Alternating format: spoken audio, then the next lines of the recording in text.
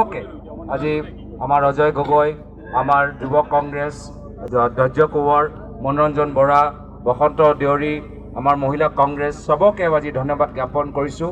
আজি বাহিৰৰ পৰা আমাৰ তিতাবৰ সমষ্টি বিধায়ক ভাস্কৰ জ্যোতি বৰুৱা ডাঙৰীয়া, আমাৰ বটদ্ৰৱা সমষ্টিৰ বিধায়িকা শিৱামণি বৰা ডাঙৰীয়ানী আহিছে। লগতে আমাৰ প্ৰদেশ কংগ্ৰেছৰ ফালৰ পৰা বিপুল গগৈ, মানস বৰা আহিছে। মাইনৰিটি চেলৰ সভাপতি আমাৰ সলমান খান আৰু লগতে আমাৰ গোৰ্খা চেলৰ ফালৰ পৰা আমাৰ প্ৰতিনিধিসকল আহিছে। প্ৰাক্তন যুৱ কংগ্ৰেছ আহিছে। আৰু এটা কথা ভাল লাগিছে আজি এই নিৰ্বাচনী প্ৰচাৰত আমি চবকে দেখা পাইছোঁ। যি আমাৰ পুৰণা কংগ্ৰেছৰ মানুহখিনি যি কিবা কাৰণত আমাৰ পৰা আঁতৰি গৈছে তেওঁলোকক দেখা পাইছোঁ। নৱপ্ৰজন্ম NSY যুৱ কংগ্ৰেছ আমি দেখা পাইছোঁ।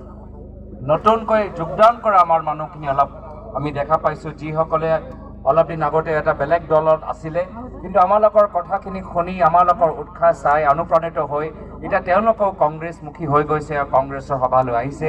আজি এই যাত্ৰা আমালোকৰ সকলোকে একগোট কৰিছে, একত্ৰিত কৰিছে। আৰু মই আশা কৰোঁ যে আজি এই যাত্ৰা মাত্ৰ আৰম্ভণিহে। আৰু এমাহ আমি এই ঢৌটো ধৰি ৰাখিব লাগিব। এমাহ আমি ৰাতি দিন এক কৰিব লাগিব। যদি এদিনো আমি জিৰণি লৈ লওঁ তেতিয়া আমাৰ শাসন পক্ষত চৰকাৰে আৰু দলে সোমাই যাব।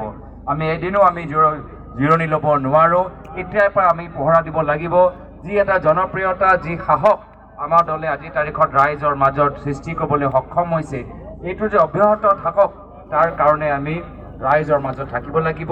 আপোনালোকে দেখা পাইছে যে আজি আমি একো ডাঙৰ সভা কৰা নাই, মাত্ৰ আমি ৰাইজৰ চুকে কোণে, ৰাইজৰ ঘৰত, ৰাইজৰ প্ৰাংগণত, পথাৰত আমি গৈছোঁ। একেৰাহে আপোনালোকেও অনাগত দিনত ঘৰে ঘৰে যাব, কলেজে কলেজে যাব, সামাজিক অনুষ্ঠানত লগ পাব, পুৰণা মানুহখিনি ফোন কৰিব।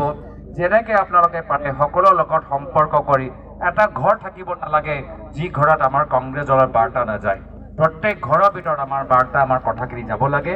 এইখিনি আহ্বান জনাই পুনৰবাৰ আমি সকলোৰ সহায় বিচাৰি ইয়াৰ পিছত আৰু 2-3টা অনুষ্ঠানত যাবলৈ আছে।